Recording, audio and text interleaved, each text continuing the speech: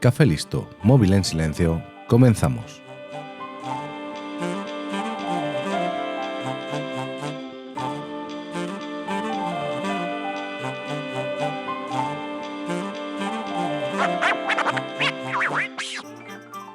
Hola de nuevo. Antes de comenzar con la historia de esta semana, me gustaría disculparme por esta ausencia.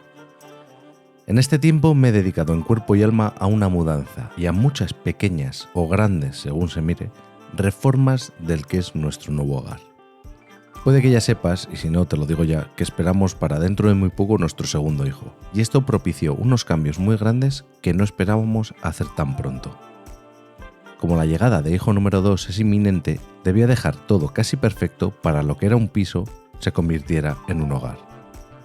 Después de mucho trabajo y frustraciones, puedo decir que el trabajo ya está prácticamente hecho, y esto hace que pueda retomar este podcast, que es una de mis pasiones.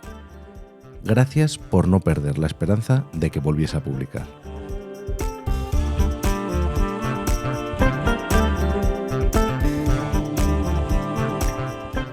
Después de lo que te he contado en la introducción, me veía en la obligación, a mi vuelta, de contarte la historia de una compañía que me ha solucionado muchas cosas en casa, pero que también puede llegar a ser una fuente inagotable de frustración.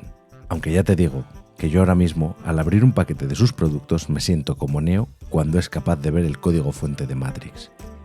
Hoy en 15 minutos voy a contarte la historia de IKEA.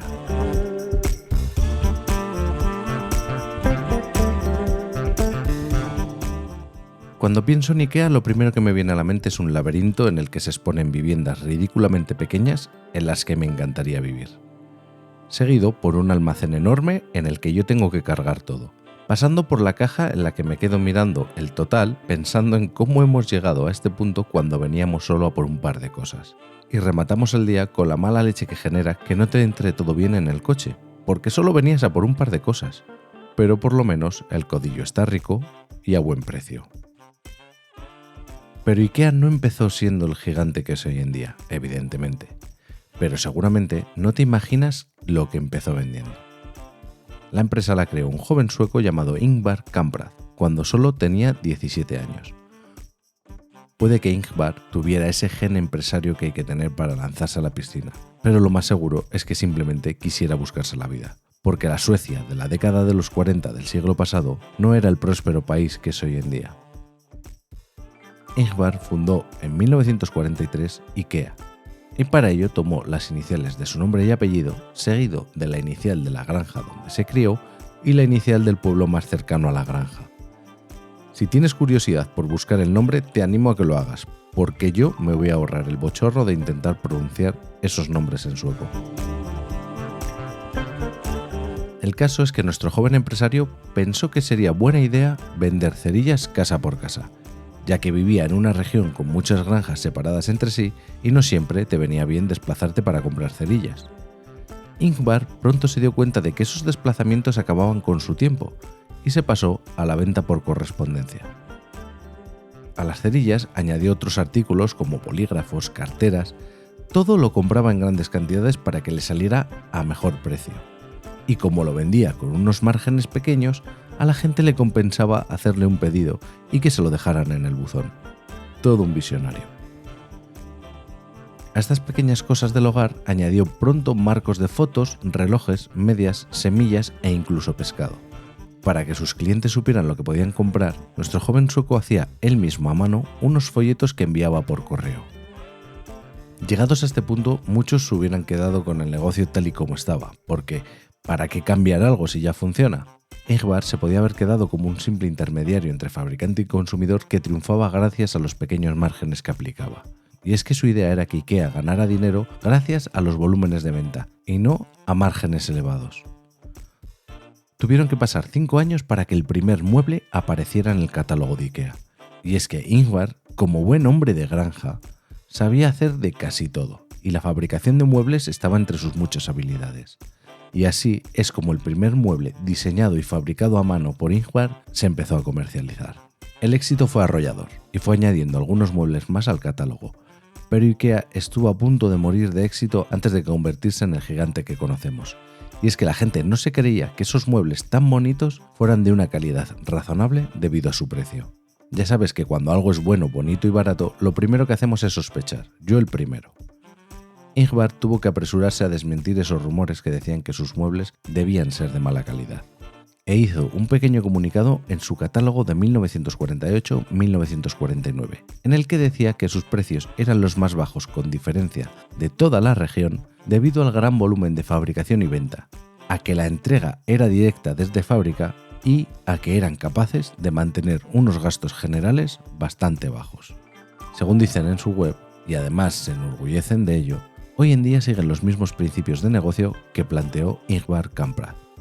He aquí la definición del modelo de negocio de IKEA: muerte por aplastamiento de ventas de muebles bonitos. Pero claro, no todos los clientes iban a creer que los muebles de IKEA eran buenos porque el dueño lo dijera.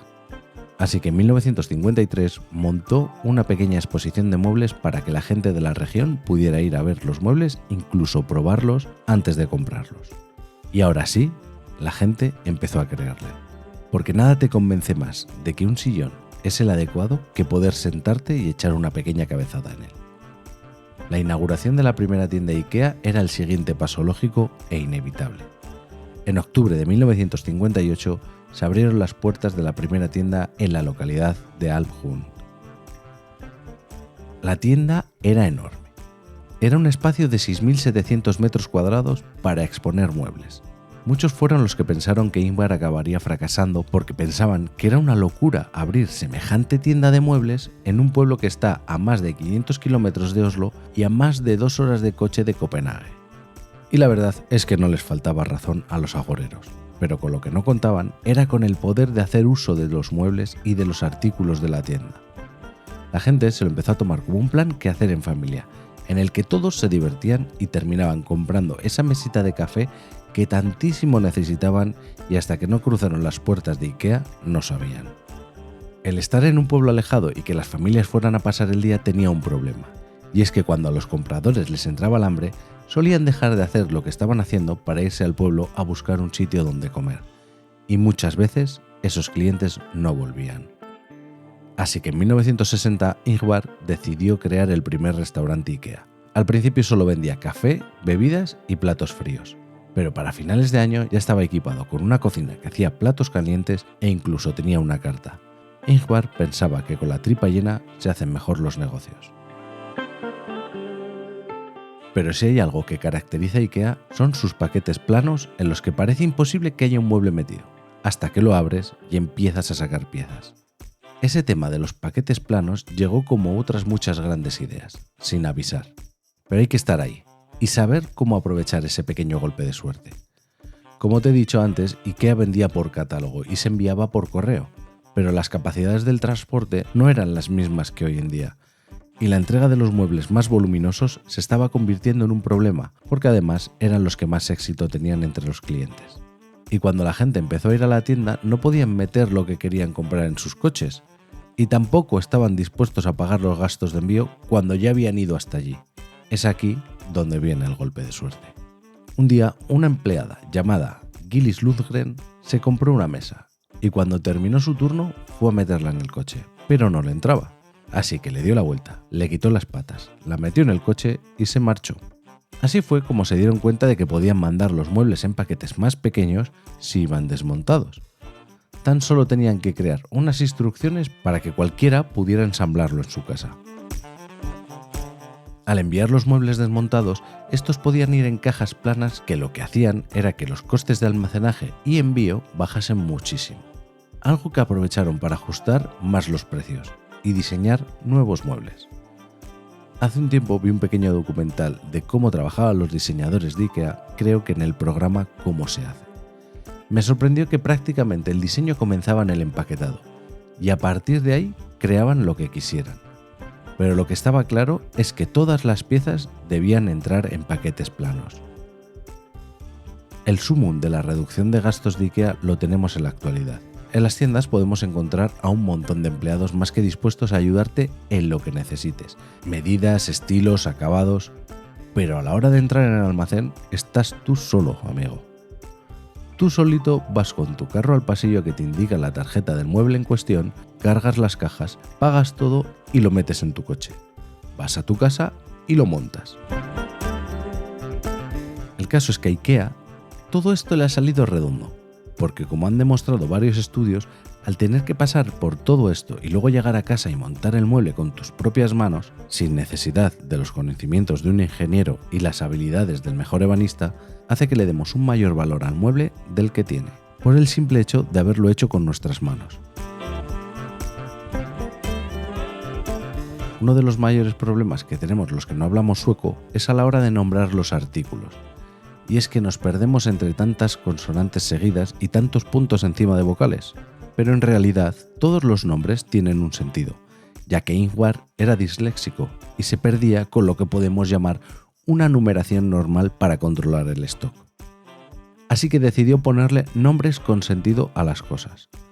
Los artículos de salón tienen nombres de ciudades suecas, las alfombras son localidades rurales y las cosas de baño tienen nombres de ríos y lagos suecos. Para el material de oficina se decantó por usar nombres de hombre y para las telas y cortinas de mujer. Para los complementos de niño usó nombres de animales.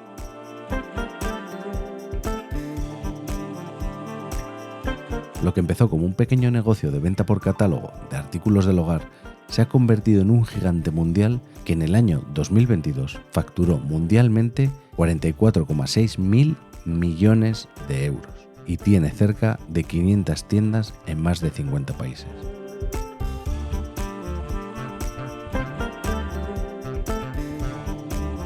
Y como lo prometido es deuda, en menos de 15 minutos te he contado algo que te ha entretenido o lo he intentado.